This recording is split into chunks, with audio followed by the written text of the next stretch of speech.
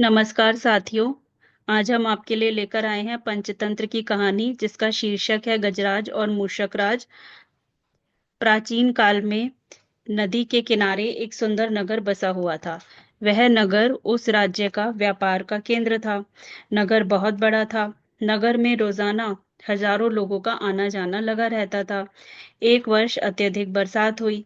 बरसात इतनी ज्यादा हुई कि उस नगर के पास से बहने वाली नदी ने अपना रास्ता बदल लिया। देखते ही देखते उस नगर की ऐसी हालत हो गई कि पीने का पानी भी किसी को नसीब नहीं होता था। धीरे धीरे महानगर खाली होने लगा। एक समय ऐसा आ गया कि उस नगर में एक भी मनुष्य नहीं था। कुछ समय पश्चात वह नगर एक खंडर बन गया। उस खंडर में बहुत सारे चूहे रहने लगे। खंडर के पास ही एक जल का स्रोत फूट गया था। देखते ही देखते चूहों की संख्या बढ़ती गई। चारों ओर चूहे ही चूहे हो गए। उन चूहों का राजा मूषक राज नाम का एक चूहा था। उस नगर के पास ही एक जंगल था। उस जंगल में हाथियों का काफी बड़ा झुंड रहता था। झुंड के सरदार का नाम गजराज था। एक बार जंगल में सूखा पड़ने के कारण सारे जल स्रोत सूख गए। हाथियों के बच्चे जल के अभाव के कारण तड़प कर मरने लगे। गजराज इस समस्या के बारे में समझता था। उसे इस दर्द का अनुभव था। वह भी प्यास के मारे तड़प रहा था, लेकिन उसके पास इस समस्या का कोई उपाय नहीं था। गजराज की मित्र एक चील थी।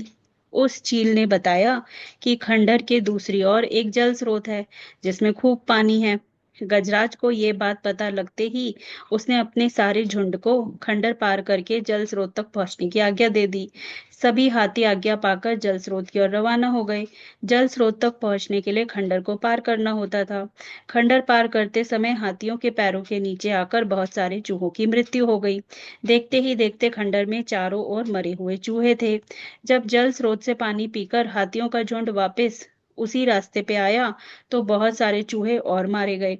मूषक राज को जब इस समस्या का पता चला तो उन्होंने अपने मंत्रिमंडल के साथ बैठकर इस समस्या का उपाय सोचा।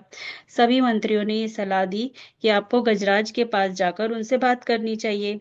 वे बहुत ही दयालु प्रवृत्ति के हैं। वे अवश्य ही आपकी बात मान लेंगे।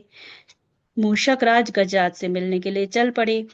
जब मूषक राज गजराज के पास पास पहुंचे तो वो एक पेड़ के नीचे आराम कर रहे थे।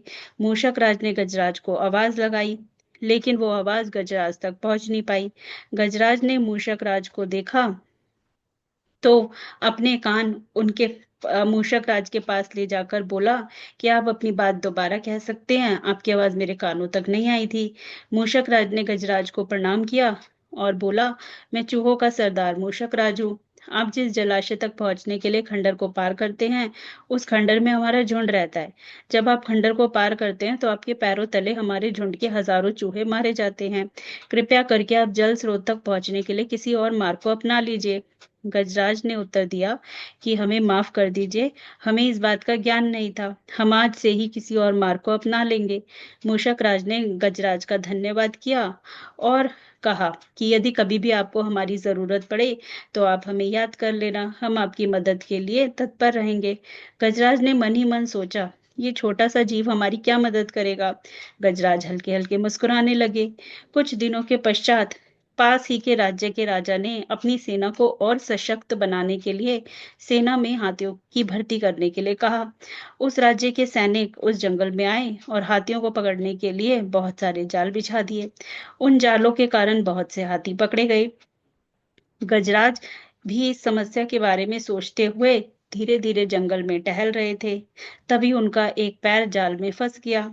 वह जाल से निकलने के लिए खूब प्रयास करने लगे, लेकिन उनको कोई सफलता नहीं मिली। तो आखिर में उन्होंने मदद बुलाने के लिए चिंघाड़ना शुरू कर दिया। गजराज की चिंगाड़ सुनकर एक भैंसा उनके पास आया, जिसकी मदद गजराज ने पहले की भी की थी।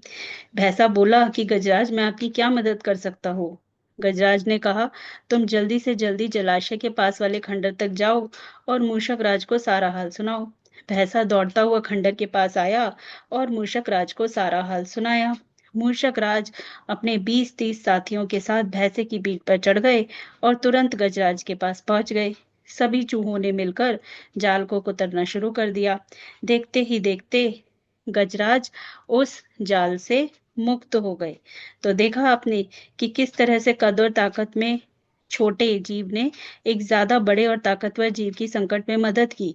इसलिए कहा गया है कि जहाँ सुई काम आती है, वहाँ तलवार काम नहीं आती। तो इस कहानी से हमें क्या शिक्षा मिलती है? इस कहानी से हमें ये शिक्षा मिलती है कि हमें अपने साथियों के साथ प्रेम भाव से रहना चाहिए, ताकि वे हमारे दुःख दर्द में हमारे काम आ सके और किसी को भी छोटा नहीं समझना चाहिए।